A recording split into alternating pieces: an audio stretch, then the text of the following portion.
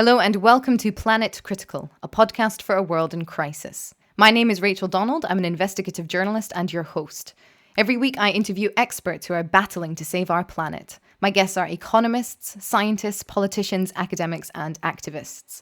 They explain the complexities of the energy, economic, and ecological crises that we face today, and they reveal their solutions to mitigate the damage to our future. This is a critical time for our planet. It demands critical thinking. Click the subscribe button now and go to planetcritical.com to learn more. My guest this week is microbiologist and climate scientist Walter Gene. Walter is one of the world experts in regenerative agriculture. He's been working for decades on the world's soils, how to feed the world more efficiently, and fascinatingly, how the process of regenerative agriculture could contribute to global cooling. Walter says regenerative agriculture is all about water, and hydrology drives 95% of the world's heating. What he explains on the episode about how capturing carbon in soil and then how it becomes water molecules, which are then released into the air, which then form clouds, which deflect the sun's radiation, is absolutely fascinating. I'm so thrilled to be able to present his work to you today. Not only does he explain the science behind regenerative agriculture and its relationship to cooling, but he also explains how people can feed themselves in cities with urban agriculture. He explains how much soil, how much land we actually need, and how much of the world's current land systems we need to regreen, he says, in order to stop the 1.5 degree overshoot. This is an episode that is filled with such promise and hope for the next decade, and I really hope you enjoy it. If you do, please share it far and wide. If you love the episode, support Planet Critical on Patreon, where you'll also get access to the transcripts of these interviews. The link is in the description box below, and thanks to everyone who's already supporting the project. Why is it that after 50 years of hard evidence from Charles Keeling, here's the actual CO2 greenhouse effect, after 50 years, we're still in this thing rather than looking at the real situation. We're really still chasing symptoms rather than the cause, but we're running out of time, and so you got to ask yourself, well, hey, what's been the politics of 50 years of climate misinformation, but also false contexting of the situation, right? Absolutely. Like a very narrow and very limited context rather than looking at the actual cause rather than the symptom. Absolutely. One of the things I find so fascinating at the moment, it's actually a couple of things I know that you've brought up with other people, like the focus on carbon. This kind of panicked focus on carbon. When it's like, well, what about water? I mean, good luck, having a planet that has no water. Even this demand that we stop, you have to stop using fossil fuels overnight. You can't. You actually cannot. Because, well, put it straight. You want to go back to 500 million people on the planet, max. So we've got, 7.5 billion volunteers for Harikari. Well, no way. Well, exactly. So I still wonder, not only, how did the science get pushed to one side for so long, but even amongst activist groups or even amongst those that are meant to be peddling the right kind of information, why have the messages become so focused on the things that are A, have very minimal impact, or B, are actually impossible? So you're getting all of this energy directed towards things essentially keeping businesses. Look, and there's very clear answers. There's really fully substantiated evidence of the historic why that's happened. It's a very, very major story, but in a sense, we don't want to raise it now because it'll be used to basically negate climate change, that we need to do something. So I'm really sort of conflicted because I'm saying, look, here's a smarter, natural way, but at the same time, I'm challenging the status quo, and people will then use that to say, oh, well, look, the status quo is all garbage, right? We don't, they're not going to say, hey, we've got to embrace this alternative. They simply say we've been misled. And then we've got another 10 years of inertia because of, the past mistakes. But look, it all started basically Stockholm, 1972. We had the Global Earth Summit, major thing coming together, limits to growth, the whole ecological consciousness, I guess 72, well before your time, I expect. And yeah, look, and we had about 20 very, very genuine, serious research years on Earth system science, where this whole evidence of, hydrology drives 95% of the heat, dynamics of the blue planet, all that was there, all documented. NASA, this is not just by individuals, but NASA, everybody. But then there was a political decision in the late 80s, early 90s to say, hey, this is challenging too much of the status quo. Let's now look at just can we reduce fossil fuel emissions, CO2 emissions? And basically through the IPCC process, can we just focus on that? And then modeling, sort of computer modeling of what would be the scenarios in 2100. And we've really wasted 30 years since then, just in that narrow focus. And of course, all the governments, we've spent 80 billion US now on that black hole tunnel doing research there. But of course, they're not funding research elsewhere, right? So we've really been in this black hole for 30 years, just CO2, forward model projections, scenarios, but also the scenarios, they're self-defeating deliberately because by definition, the further you look, there's more error. And of course, in the policy, people say, with that level of error, we can't possibly make decisions. We need to do more research. And so you're just kicking the can down the road continually rather than saying, hey, we're responsible, we have agency, but it's all about land management.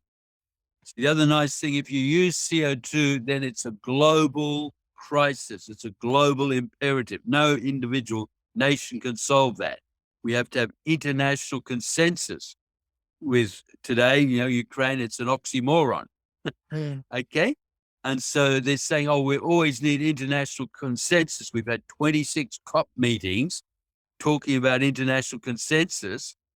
And yet the real issue is it's responsibility, ground level, every area, every square meter of land that you manage governs both carbon emissions, but also the carbon drawdown potential. So rather than saying that we are responsible, we have responsibility, and we've got to get our finger out, do it. That's been deferred by, we need this international consensus. Well, there seems to be a lack of understanding of how system science works at a policy-making decision level, because, to me, having interviewed all these experts around the world, it would seem that you need to create an interlocking system of responsibility, of empowerment, of whatever. Because what we're seeing at the moment is that those in powerful places don't want to make decisions. And then those on the ground as well are saying, well, it's not on us to make those decisions. You're the real emitters. There's sort of this conflict in the climate movement about whose fault it really is. Whereas actually, if you try and take like a systems looking approach, it's like, well, we're all responsible for the planet, aren't we? We're all part of the ecosystem. I think you're being too kind, you see, because I've worked at very senior levels, before I retired. And no, look, they're very well aware.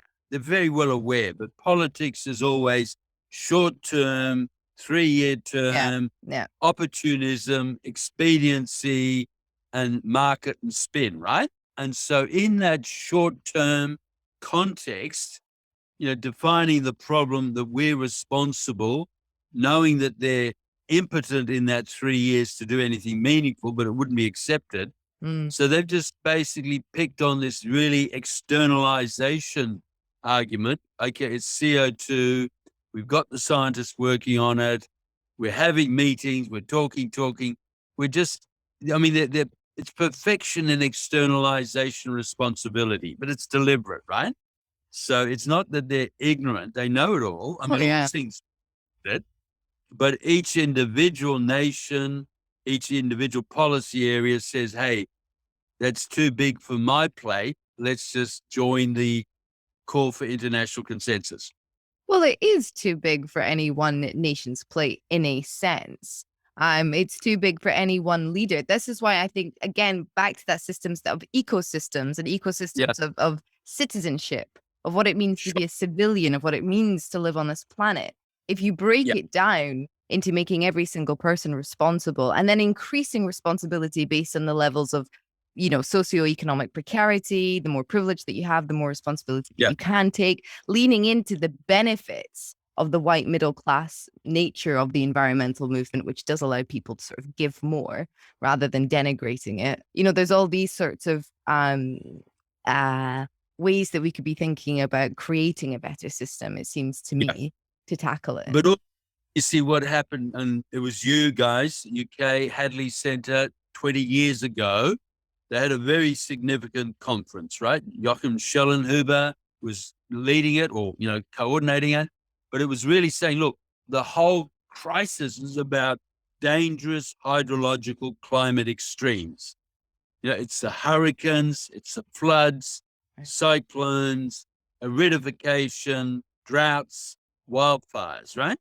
So the things that are impacting people and biosystem, not just impacting, collapsing, are hydrological. You and we die at 10,000 parts CO2 in the air, right? That's when submariners die. You breathe out 1,000 parts per million CO2 in the breath that you're breathing out. So it's not CO2 that's going to actually be the problem, Hmm. but dangerous hydrological, and they are intensifying now. Hmm. Okay. And Yeah. so again, that is responsibility. What are we doing about it?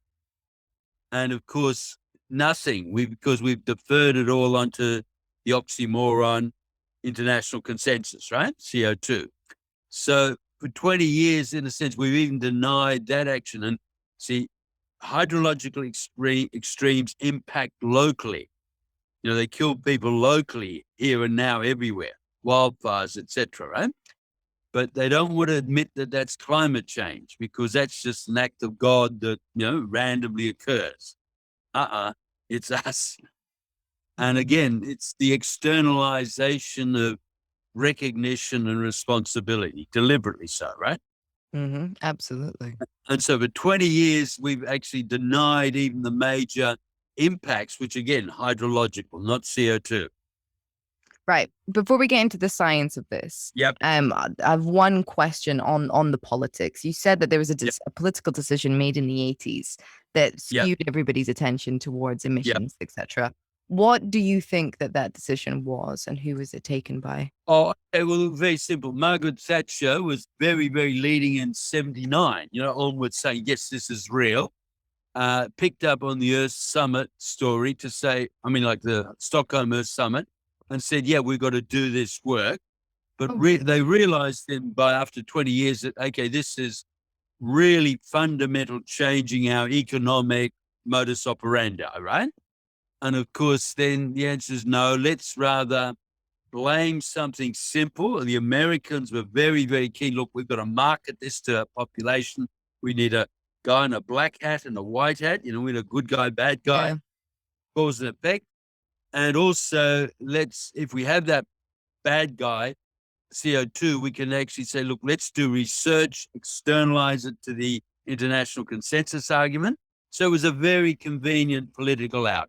And so when they formed the UNFCCC, the United Nations Framework Convention on Climate Change, and the Intergovernmental Panel on Climate Change, it was more or less that consensus to say, right, let's externalize this. Sure, we'll put money in it, we'll do the research, but we're not taking the responsibility on our own grassroots level. Because of the impact that it would have had on economies and economic systems. It would have forced the vested interest status quo to fundamentally recognize their responsibility.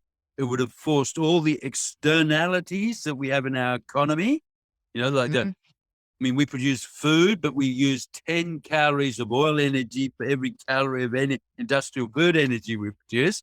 It would have forced all those onto the balance sheet, right? So, no, it's far nicer to say, look, here's a bad guy, CO2, and let's research it. and put it into the international consensus oxymoron. Kick the can down the road. Yeah. Oh, it's so interesting, isn't it? Whenever you get into any conversation about anything important, it all comes down to vested interests, no matter what it's about. And exactly, because who's actually taking the championship and the truth of the actual planetary process rather than the short-term economic, political expedient, right?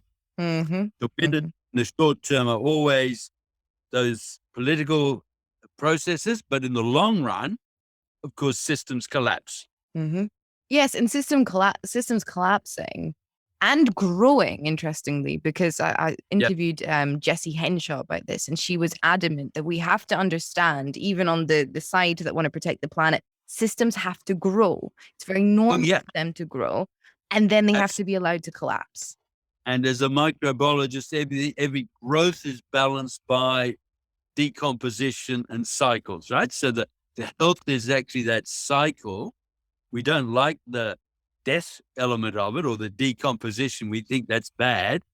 But in fact, in there is our actually salvation, because that efficiency of cycling allows us to keep the thing growing, but actually move it better and better. And the regeneration story is very much how do we harness some of that cycling opportunity. Right. Let's talk about water, and then we'll talk about regenerative agriculture. And I'm just going to start this. I'm going to hopefully spring us by, I'm sure you saw this. I think it must have been about a year ago now. Kamala Harris, Vice President of the United States, said offhand at a conference, I think she was actually leaving the conference.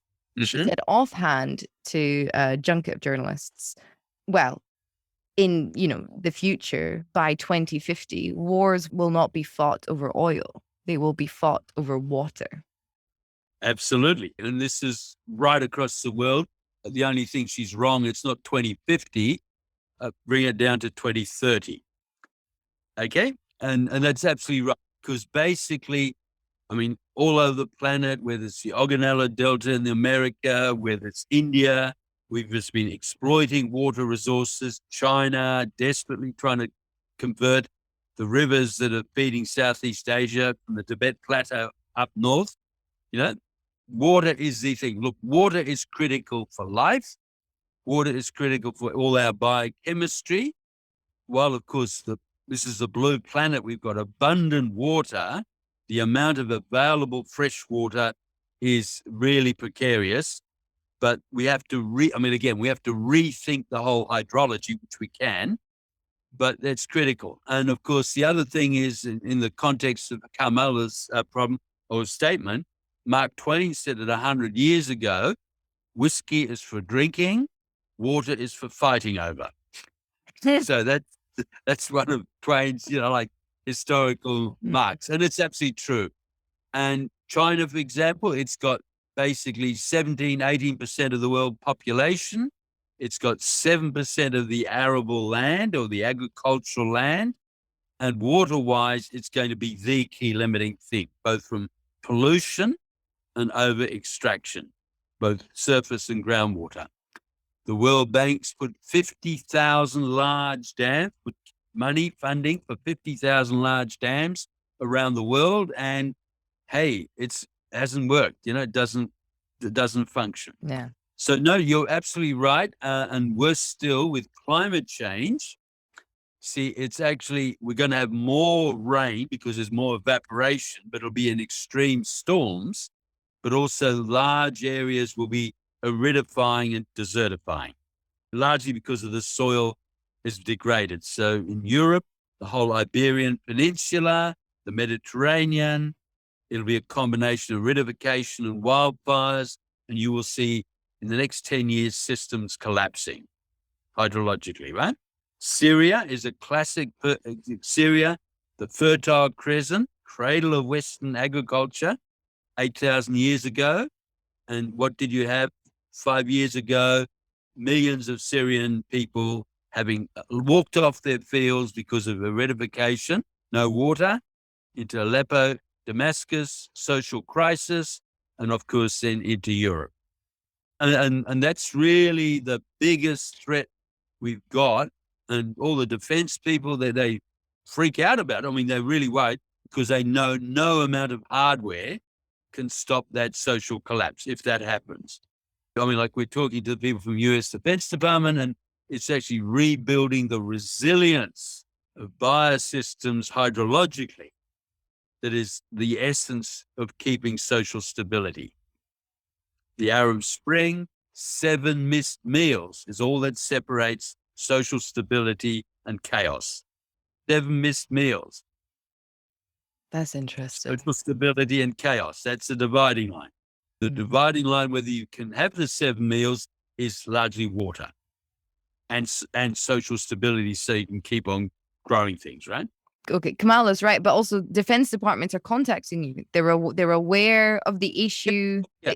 Oh yeah, yeah. Look, U.S. defense, they're senior generals, think tanks. They've been looking at threats and risks and issues, scenarios, and without any question, way above terrorism or anything like that. It is this, the actual resilience, buffering, and viability of biosystems, right?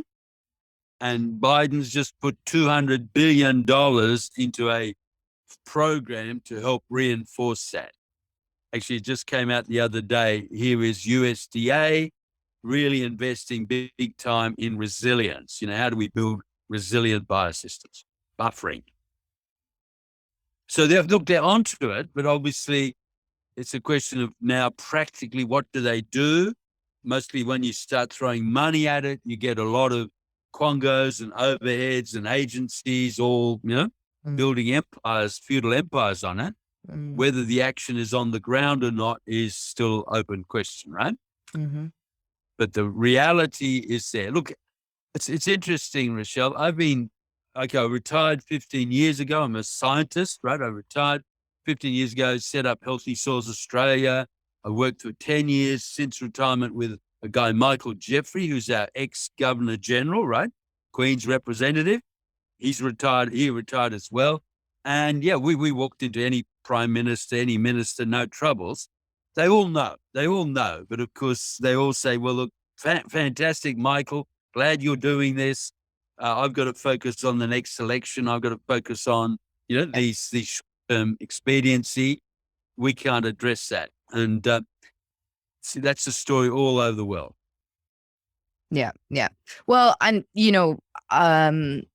again, I'm all for sort of symbiotic relationships with things, and I firmly believe in democracies, real democracies, not democracies. In real democracies, we get the government that we deserve. I mean, it's the worst of all things, but it's the only things. Yeah, pretty much. And I mean, this is part of why I make this podcast. There's so much information out there. We just want to package it and make it digestible. And if you're fortunate enough to live in a democratic country, educate yourself. Absolutely. Because we're one of the few that can do that, we must. Yes, absolutely. Absolutely. So, I mean, what do you think is going to happen over the next decade then to the world's water systems and to our soil? Are there pockets that you're particularly concerned about, or is it generally going to be a nightmare? Yeah, look, absolutely. We're going to, let's be positive. We're going to regenerate them. We're going to rehydrate them. We're going to re-green them, and we will have an equitable, socially just biosystem and society for the 10 billion people by 2050. All right. Fantastic. But look, look, that's what, yes, but the beautiful thing, Rochelle, we can do it, right? We can do it. I mean, like, okay, I'm old, but also microbiology is very old. We go back 3.8 billion years, the first life on the planet. And that's exactly what nature did. You see, 420 million years ago, there was no life on land. It was just rock, hard, dry rock, life in the oceans. But the mineral nutrients that were essential for life were leaching from the land. So nature said, hey, I'm going to go onto the land and solubilize more nutrients because that was the limiting factor. So fungi grew from the estuarine edges onto the rock, started solubilizing that rock for nutrients. transporting it back. And of course, in doing so, leaving behind organic detritus. That organic detritus was able to then hold water, created the first soils. Soil is just mineral detritus plus organic detritus, created the first soils and created the first terrestrial hydrological system. Right. Very rapidly, in the space of, a couple of 100 million years, not even that, 100 million years, you had the whole Earth's land surface vegetated, initially from fungi, lichens, mosses, ferns, cycads, gymnosperms, etc., extending all over the planet, fundamentally changing the atmosphere, fundamentally changing the hydrological cycle, and cooling the planet.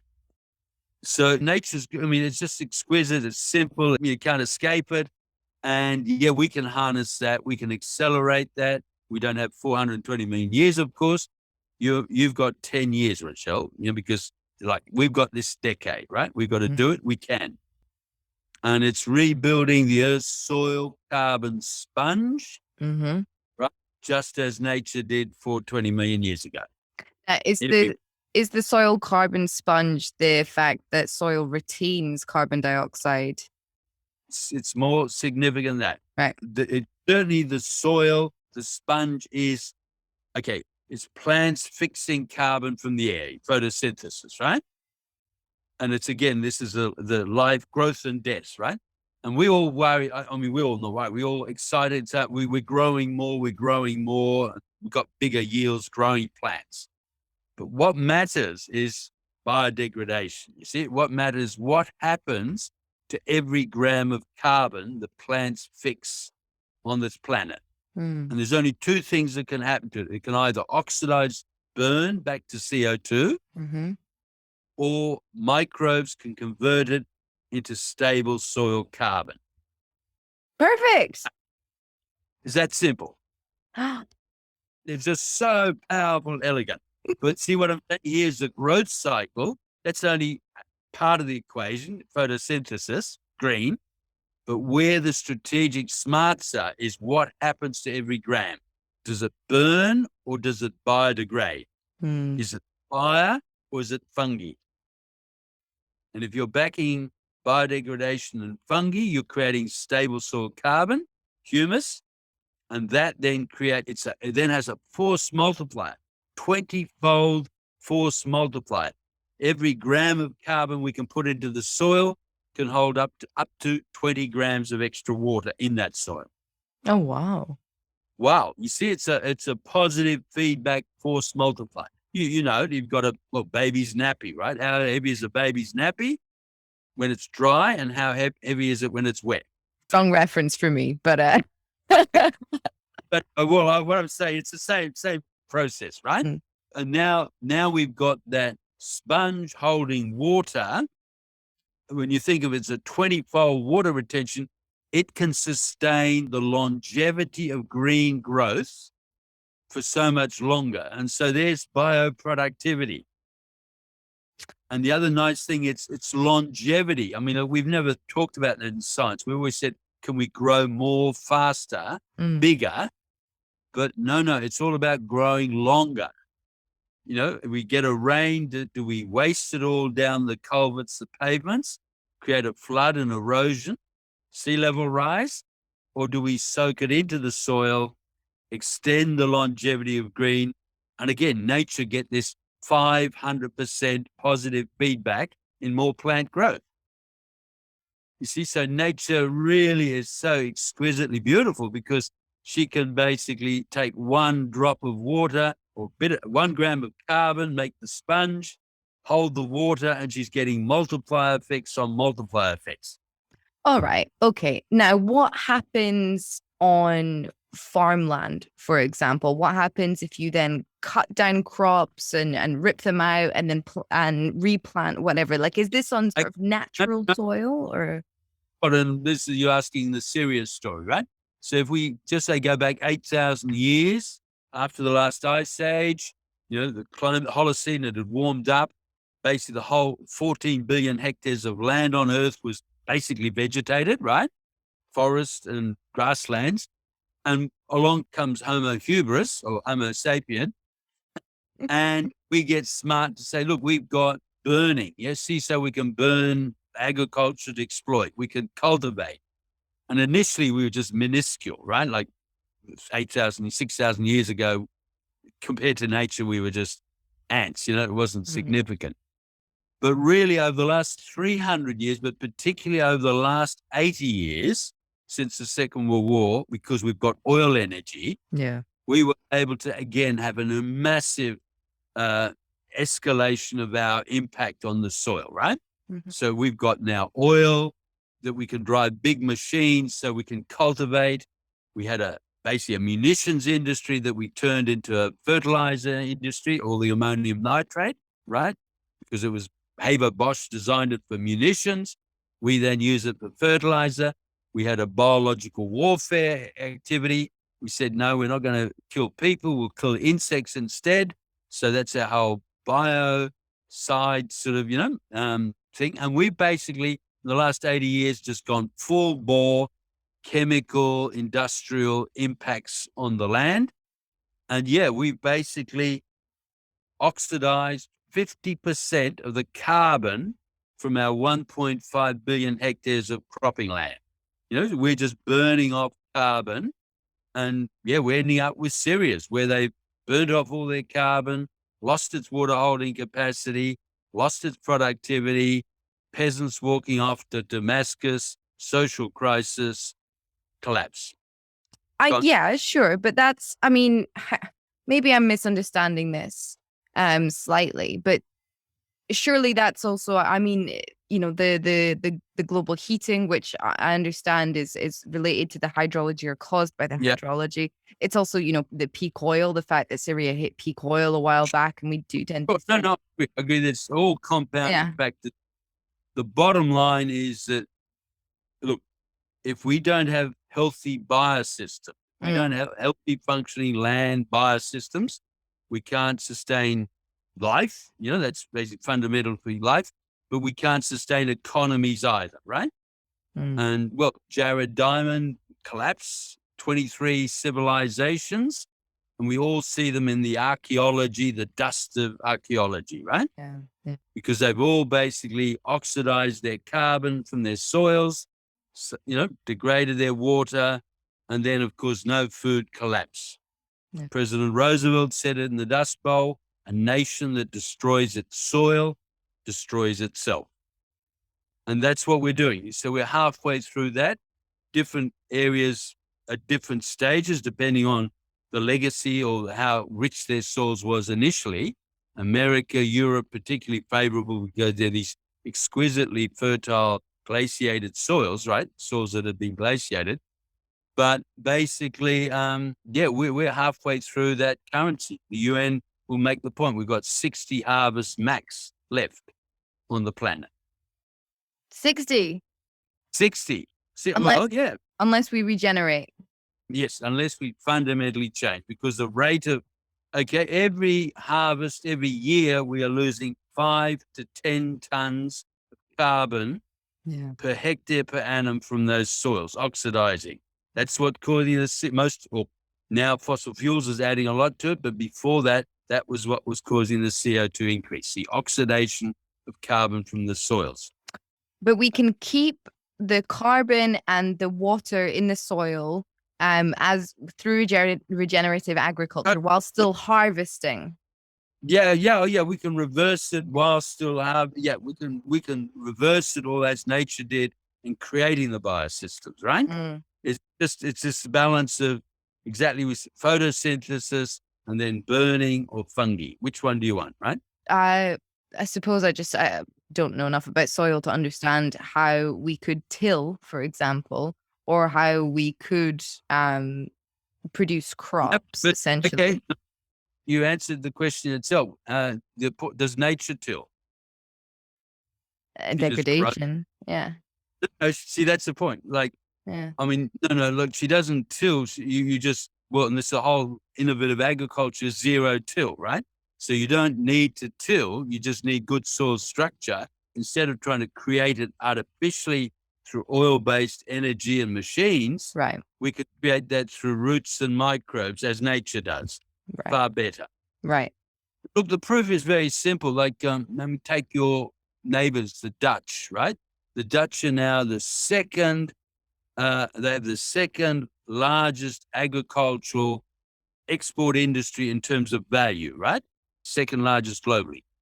And of course, they've got basically no land, right? So what they do is they toxic saline slime from the bottom of the Rhine River, all the pollutants from Switzerland and Germany, and they'll create polder soils. They'll go through an accelerated, soil regeneration process. And with 10 years, they're growing tulips, and 15 years, they're growing vegetables that they're exporting to England and the world.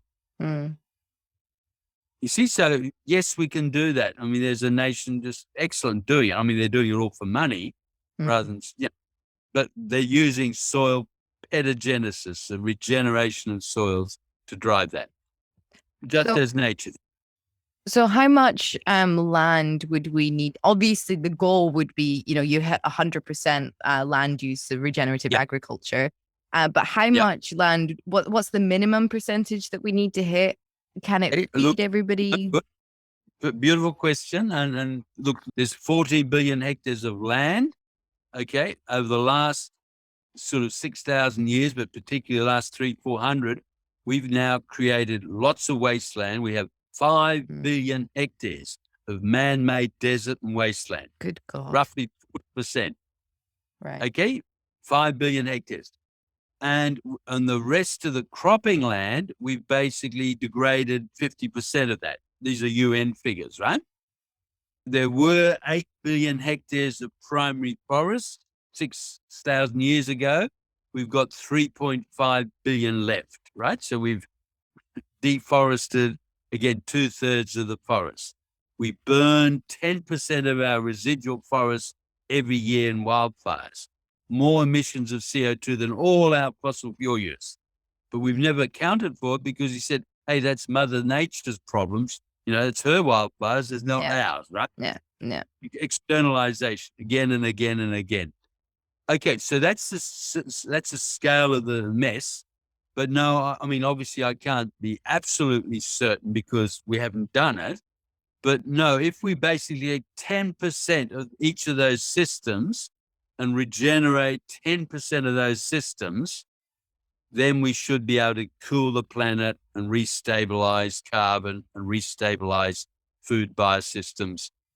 Okay? And this, I mean, let's get into details. We do a lot of work in India, in Andhra Pradesh, with Vijay Kumar, who's a very innovative.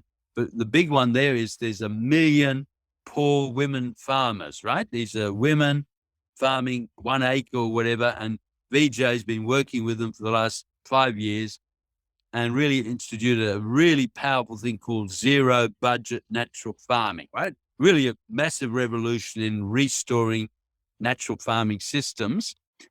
And basically out of that, we can go back into arid areas, some of that 5 billion hectares of desert wasteland. And yet, I have no hesitation. Technically, we could regreen 1 billion hectares of green landscape from those desert areas, rebuild savanna grasslands, agroforests, and that would be a massive effect both on carbon, but more importantly in hydrology and natural safe cooling. And all of this is highly profitable, right? I mean, you need seed money, but the dividends socially, financially, economically, strategically enormous.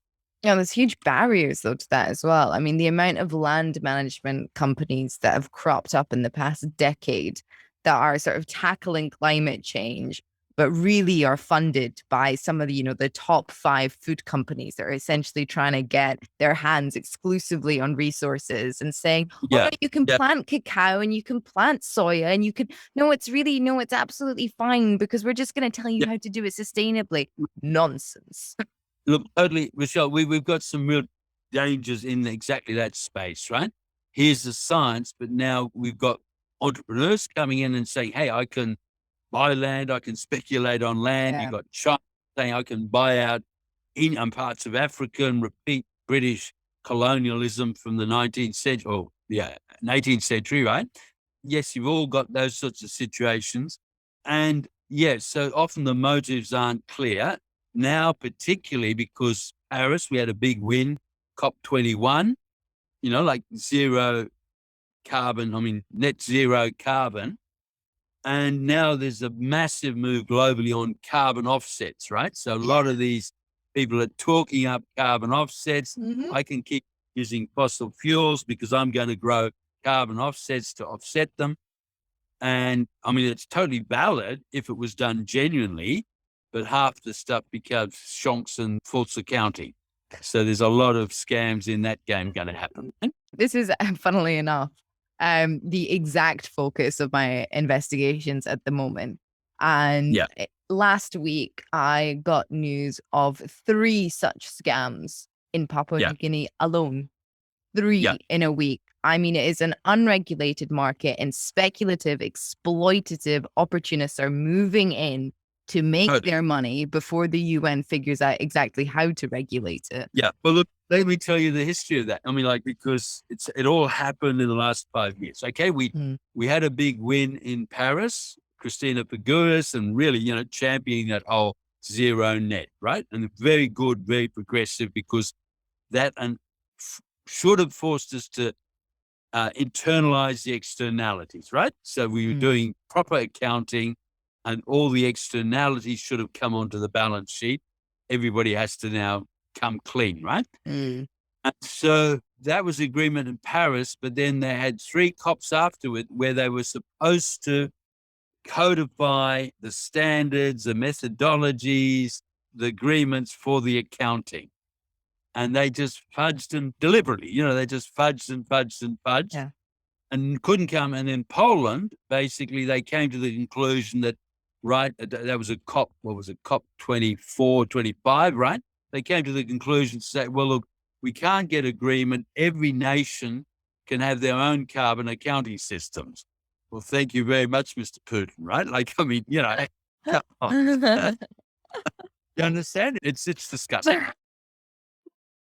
That's what we're getting at with the politics, right? So it's deliberately, we achieved a milestone in Paris, real passion, genuine intent, but then the next 4 COPs just eroded it to the extent that basically, COP26, Glasgow, 3 months ago, there's Australia up there being sponsored by a gas company. Australia's contribution to COP was being sponsored by a gas company. Well, come on. Yeah. This is politics, right? Sure. And I think best to start taking the evidence that we have at face value of the nature of politics and of the money behind politics, rather than keeping protesting in the streets and knocking on the doors and saying, please change, please change. Look, I agree, but yes, I agree, but also in a really serious way, Michelle, we're running out of time, right? We've this nature, we've got the solutions. Yes, we can do it. But no, we only have 10 years at max, because then these dangerous hydrological extremes, wildfires, for example, will start impacting. So California's burning, British Columbia's burning, Portugal's burning, Greece is burning, Siberia's burning, right? Yeah. And we're losing 10% of our residual forest every year now through burning. Yeah. Now, we've got to turn that around. Otherwise, literally, we don't have forests. If we don't have forests, we have the whole hydrology. We have cascading collapses from that, right? Yeah. So we're really, yes, we've been playing this sort of self-interested politics game, but see, now things are coming unstuck because they're realizing that, nation after nations, they're heading to the Syrian situation, right? I don't know.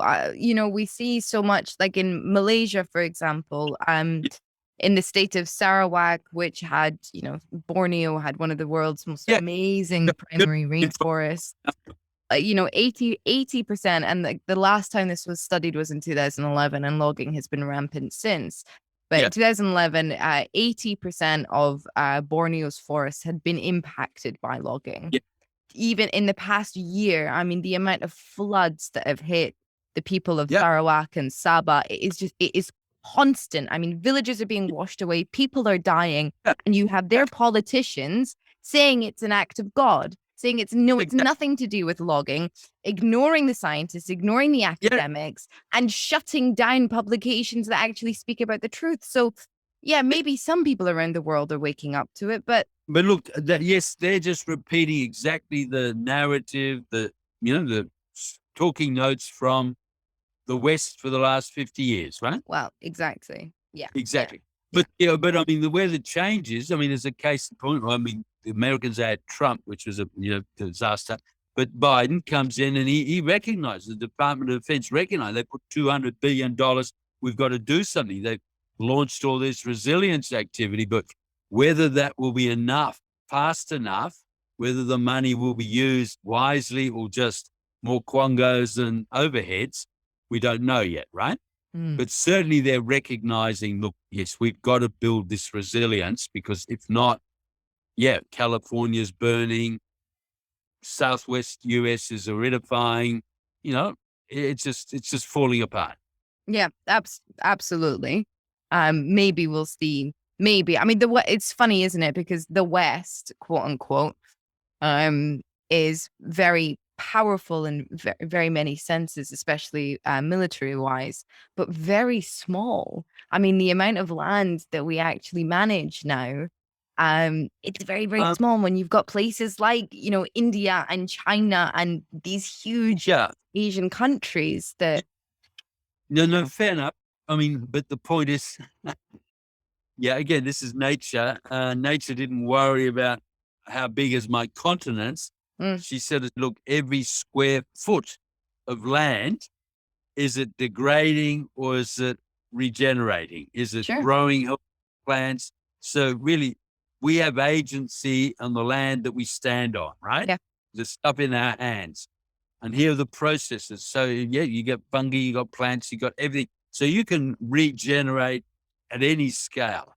One of the biggest hopes, and I spent a lot of time and really quite enthused, is urban agriculture. Young people in cities, 70%, 80% will be in these concentration camps we call cities. And can we empower them to basically take autonomy and, responsibility, but also empowerment to then say, look, here's nutritious food from our cycled organic waste, right? And can we really rebuild a vibrant urban agricultural movement globally? How much square footage meters can somebody feed themselves with using urban agriculture? I mean, okay, well, look, we should talk about detail, but no, I'll give you the technologies and cycling thing. You could live off 4 square meters or 4 cubic meters of healthy soil. That's not a lot. 4. Yeah. Just say make it twice the size of your bed. Yeah. What, one person, a family? Yeah, one person. Yeah. Okay. It'll grow enough of your green food, nutritious green food. It may not grow all of your starches and all your grains because it's a different system, but you could live off potatoes if you had to. Okay.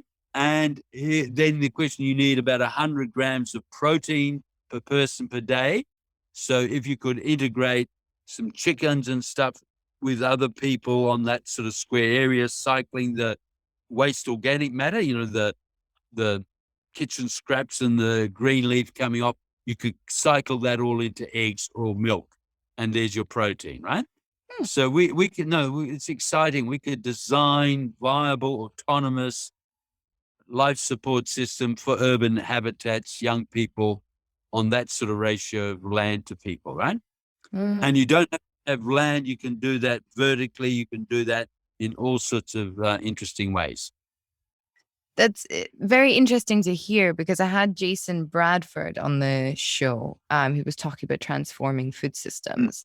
And he was saying, you have to get out of the city pretty much, because, the food systems are going to collapse and people won't have access to what they need. And, this urban agriculture sort of, well, I don't think he said this, to be completely fair to him. But what I got from it a little bit was like, it's a bit of a pipe dream. Yes, but actually on another, yes, there's a good debate, and of course it's not going to happen instantly. There's all the smarts innovation. Like we're in Australia, very dry continent. We've got Mm. these wicking bags, growing systems, 10 times water use efficiency compared to what conventional things. Wow. We can build all these nutrient cycles. But see, on another level, going up higher in nature, see, cities are actually gold mines, right? Because when you think of it, that's where all the people are. Mhm. They're consuming all this food. So they're the sink for all these nutrients Mhm. from the countryside coming into the city to feed the people, right? Mhm. And those nutrients then get excreted, obviously. And then mostly in history, they've caused pandemics, pollution and pandemics, right? Cholera, etc., typhoid, because everyone's living in muck.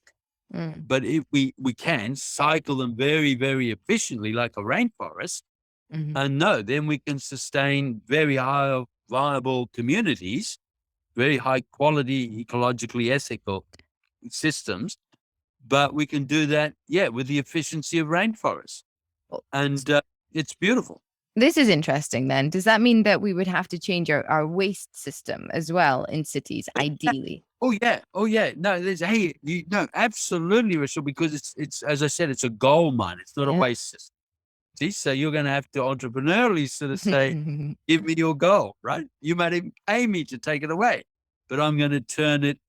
I see, and that's the point. There's all the organic waste I Yeah. can turn into compost, into new soil, Yeah. like the Dutch, your friends the Dutch are doing with the polder soil. Yeah. It's toxic saline slime from the bottom of the Rhine. So they're taking all this waste, making these beautiful soils. Yeah. And basically, you're also getting all those nutrients. And you're saying, I'm cycling those nutrients. I did some work way back when I was younger in the 70s in a place called Fraser Island, which is a sand dune, but it supports rainforests. So you've got this paradox, how's the world's most productive terrestrial ecosystem growing on basically no nutrients at all, effectively crushed glass, just sand. And of course, why and how? Because every molecule of phosphorus is cycling 10,000 times faster because it's very healthy microbial cycling Mm. compared to what an agricultural soil is. So what we're saying is we can create bioproductivities through these microbial ecologies, cycling efficiency, and you can do that in cities. It's all very exciting, isn't it? Because It is. it's Very that kind of mix of like sci-fi, progress, which we all love, but then Yeah, actually still getting back to the roots of what we actually yeah. need rather than sending people to Mars. Exactly. See, what we've got to look at it this way. There's no nutrients have left this planet for 4.6 billion years, right? Still all here.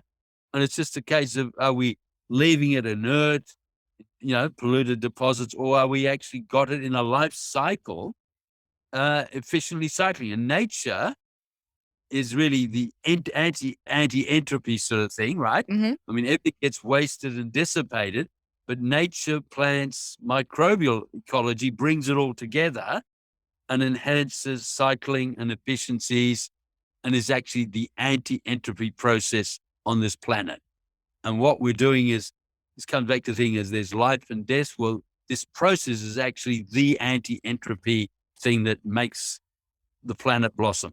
All right. I'm just thinking back to all of I get emails sometimes from my guests, previous guests. Yeah, well, whenever I speak, especially the physicists, whenever I speak about entropy or or thermodynamics, I get corrected very, very quickly. So I'm not going to say anything on that. That's just them trying to say, look, we're the experts here. Oh, I greatly appreciate it. Hugely. I mean, yeah. The whole urban agriculture comes down to that. No, we are responsible, right? I mean, yes, all this heavy stuff, responsibility. No, but we are also enormously responsible, right? Yeah. You can convert the area of your bed into a living green microcosm. If you had 2 beds, you could go to space indefinitely living off that. Yeah, right. Okay. Understood. I think one thing I would like to touch on then would be, could you just explain how the hydrology and how this regenerative agriculture could cool the earth? Because something that I've heard from other climate scientists is that cooling's fine or whatever, but ultimately with the amount of damage that we've done already, the amount of GHGs, the greenhouse gases that have been produced, nothing can be done now. We are on our way to smashing way past 1.5. They're right. Look, they're right if they're in the carbon context that the IPCC has, defined it as in the last, because the oceans cover 71% of the planet, 4,000 meters deep. They hold 38,000 billion tons of dissolved carbon in their water, right? 38,000 billion. Okay, the atmosphere holds 750 billion tons of carbon as CO2 in the atmosphere, right? Mm-hmm. So that's 50 times more carbon in the ocean than the atmosphere. Mm-hmm. So you're now saying, if we can reduce carbon in the atmosphere through all the valiant efforts by changing our fossil fuel use, deluding ourselves that we're going to change the balance of carbon in there. No, because the minute we take carbon out of the atmosphere, the ocean will simply burp and re-equilibrate some of that 38,000 billion tons back into the air, right? It's an enormous buffered system. It's taken us hundreds of years, thousands of years, of buffering. We've only seen a fraction of that. We can't control this through carbon, through atmospheric carbon quantities, right? Mm. The only way we can do it is putting carbon into the sponge to get that hydrological force multiplier, the 20-fold plus multiplier. But here's a sweet spot. It's much better than that. 95% of the heat dynamics of the blue planet for the last 4.2 billion years has been driven by water. The CO2 component of the greenhouse effect, even with the elevation, does less than 4% of that heat dynamics. So we've constrained ourselves to, levering or playing around with 4%, and nature plays at 95%. So the magnitude of the power, but also the buffering is exquisitely different, right? So how does nature cool the planet? When you've got a tree or green grass, anything green, it's transpiring water, right? It's taking water from the soil and putting it up into the atmosphere, transpiration. And every gram of water that's transpired has to go from a liquid into a gas to do that. And to do that, it needs to have latent heat, to do that heat convert or to that phase conversion. It needs 590 calories of heat energy to turn a gram of water from liquid to gas. So it has to take that heat from the surface to change that water phase, and it takes that up into the upper atmosphere and then largely out to space.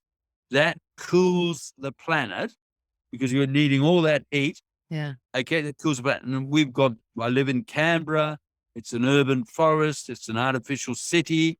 It was created as an urban forest. It's 10 degrees centigrade cooler on a summer's day, 40-degree day, under this urban forest where I live, compared to the concrete suburb 3 kilometers away.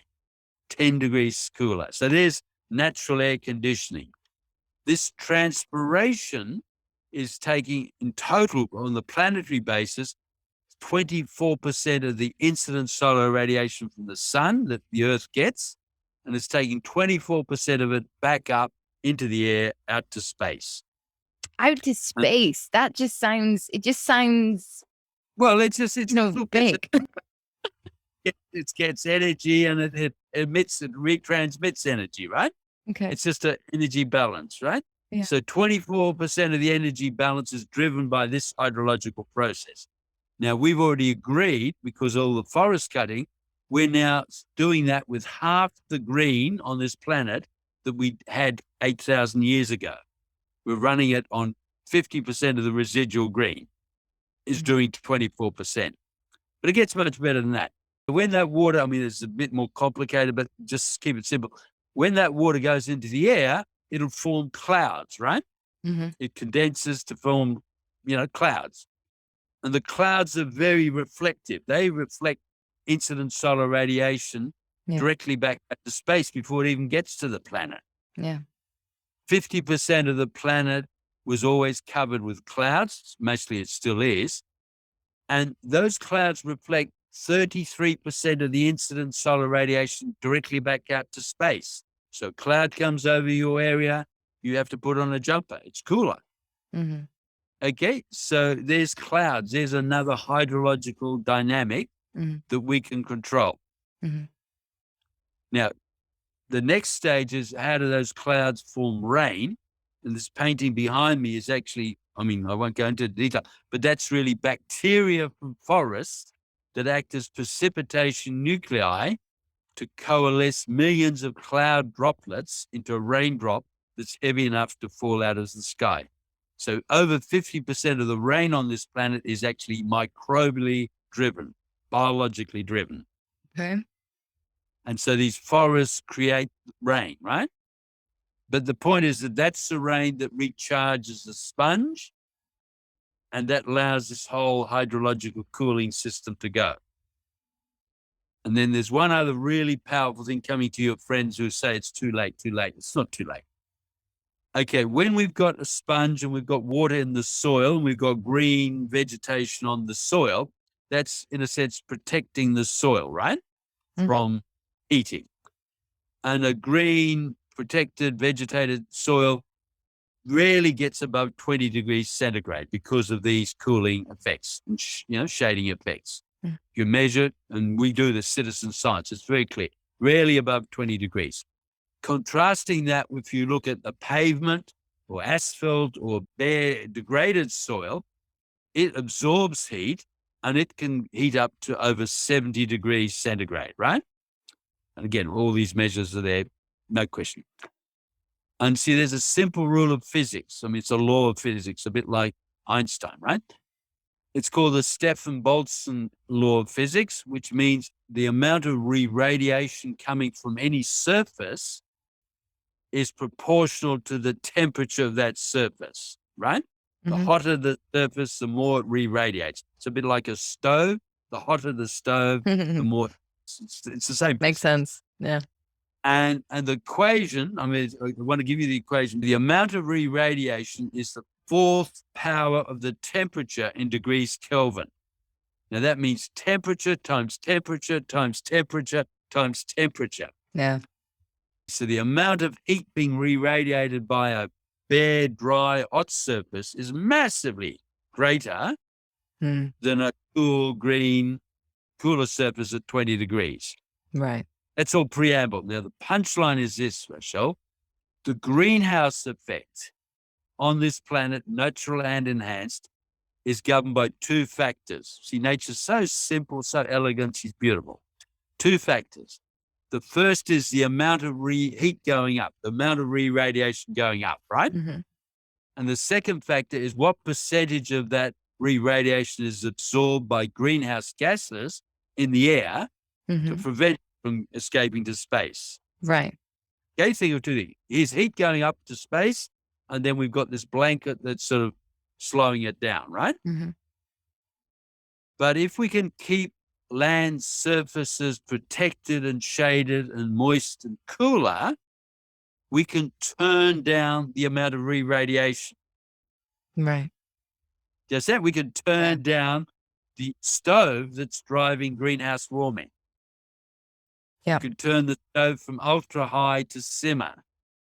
We can do that within a matter of 2-3 weeks. How long does it take for grass to grow from a soil? Wow. So we can turn down the greenhouse effect, not by trying to change the CO2 in the air, but simply by keeping land systems protected, shaded, moist, and cool. Fantastic. Okay? Because it doesn't matter how many CO2 molecules are in the air. If there's no heat or much less heat coming up, there's nothing to absorb. Right. Gotcha. See? And this is now going to the start of our conversation. It's just changing the context. It's just changing the way we think. Instead of saying, oh, we've got a problem, we've got too many CO2 molecules up in the air. Of course we have.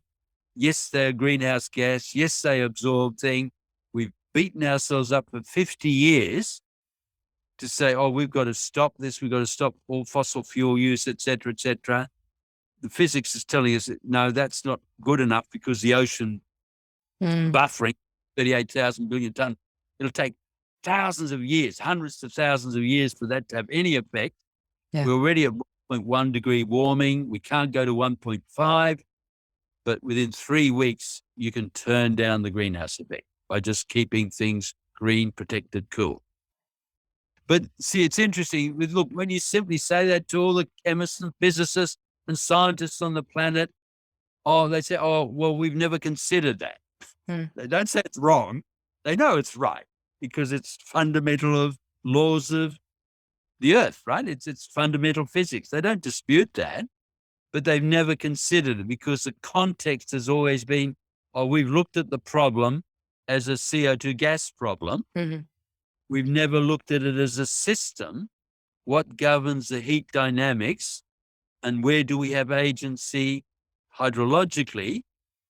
Yes, so you regreening your balcony or whatever you've got, hey, you have power, you have agency, you are important. So 10%, regenerating 10% of our current food systems could cool the planet.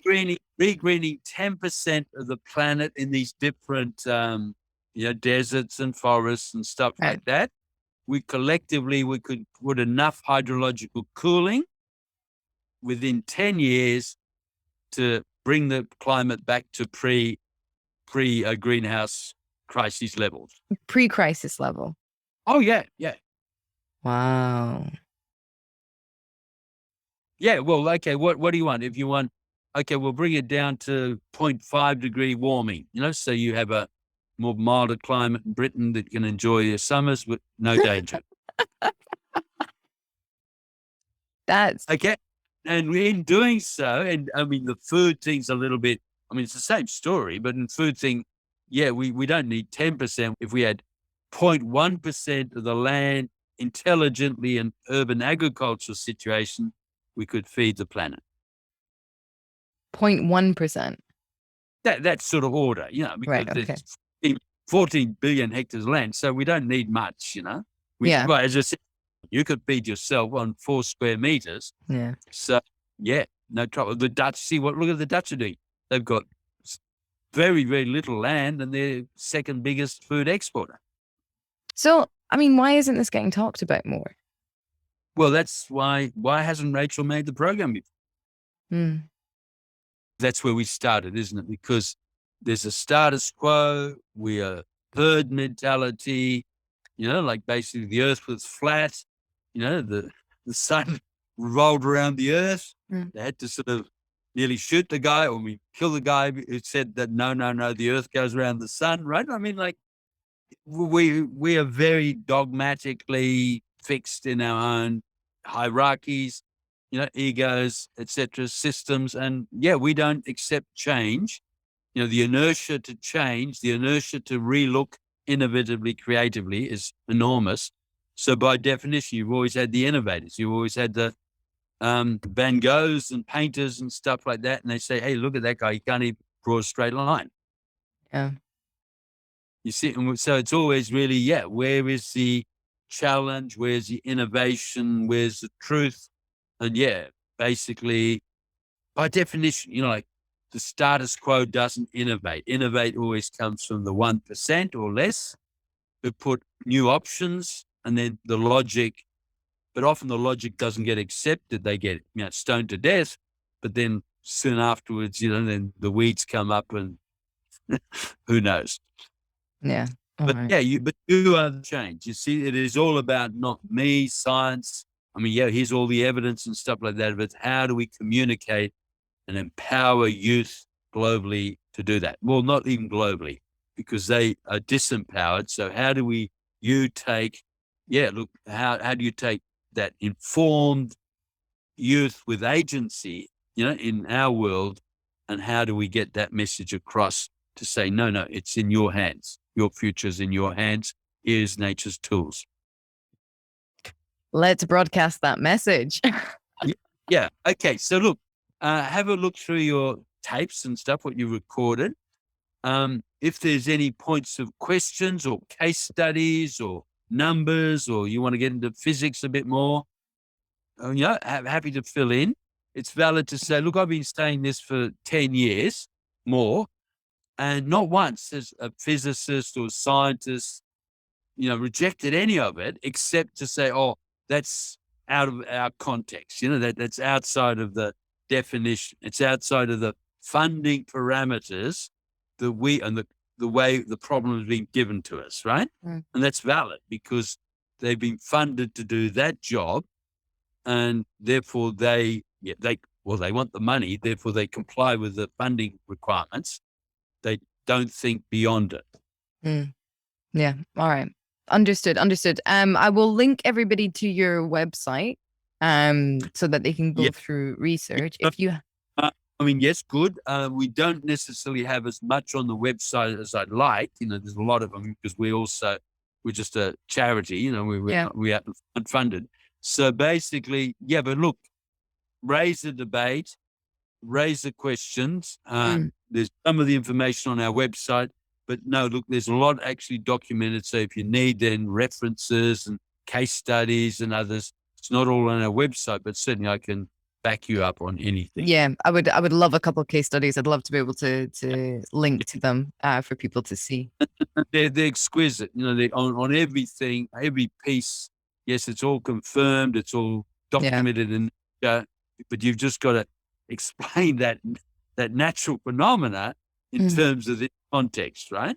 Sure. I'm also thinking, I think whatever you send me, I will send on to Tim Garrett, who's an atmospheric scientist, and Anastasia Makarieva, who's a theoretical physicist who's working on the biotic pump theory. No.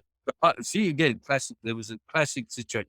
For years, they tried to get that biotic pump discussion published, and the journal said, no, this is outside of the status quo.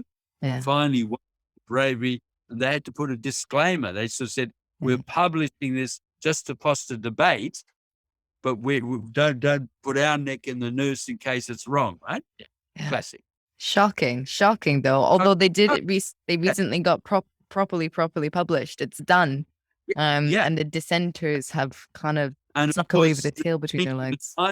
Is actually the microbial process that drives that biotic pump in the Amazon. You see, the Amazon has 7 times the rainfall that occurs daily compared to the water coming in from the Atlantic Ocean and the water flowing back out to the Atlantic. So the internal rainfall is 7 times because every day the water is transpired. It is then nucleated by these microbial nuclei, precipitates again that afternoon. So it's the water cycle, and this is one of the force multipliers we talked about, right? It's not the quantity, it's the actual quality of the cycles. Amazing. My final question, who would you like to platform?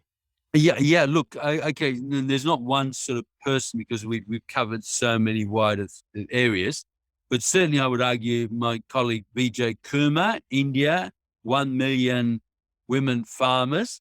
But now Modi, the Indian Prime Minister, very significantly has said, look, this natural farming is really India's future, totally right across India, beyond the Green Revolution. Wow. Okay, in the 60s, we had the green industrial agriculture, Green Revolution, right? More on fertilizer, more on biocides, more on energy. And they've more or less switched it and sort of said, no, we're going back now to natural farming. They haven't got the money for it, and the people are just dying, suicides, toxics. But they've also gone, because India's 1.4 billion people, they've also gone to Antonio Guterres, Secretary General, United Nations. And Antonio, of course, came up, we need these natural climate solutions. He came big deal on that last year. And so that was based on Modi's thing. So Vijay, it's demonstrated, the million ladies farmers have demonstrated. BJ's put it together. I've backed up the science of that. Modi's taking it forward. Antonio Guterres is sort of playing it in the United Nations, right? So Yeah, but each of those links, I mean, that's a nice story that really, because that really gets to scale, Yeah. but it really gets to the whole social empowerment, right? Yeah. They get three times the yield, but also they're really revitalizing social equity, right? Because these are now what was previously very, very undernourished, really starved, exploited, enslaved people are now being re-empowered. Yeah. And well, hang on. Sorry. They're not being re-empowered. They are re-empowering themselves, right? There you go. Yeah. The nature of empowerment. Yeah. Yeah. Walter, it was But look, such a pleasure speaking with you. Thank you. I'm very happy and keen to help. Thank you. I'm so happy to have had you on the show, and my listeners are going to be so thrilled. Honestly, every week for about 2.5 months, I've had people contacting me asking for me to interview you. You have to get Walter on. You have to get Walter on. So thank you very much for taking the time. All the best. Bye-bye. Thank you. Bye-bye. If you want to learn more about Walter's work, I've put links in the description box below. Remember to subscribe to this channel and share the episode if you enjoyed it. If you loved it and want access to the interview transcripts, support Planet Critical on Patreon. The link is in the description box below. A huge thank you to the Planet Critical patrons and supporters. This work simply wouldn't be possible without you. Thank you all for listening. See you next week.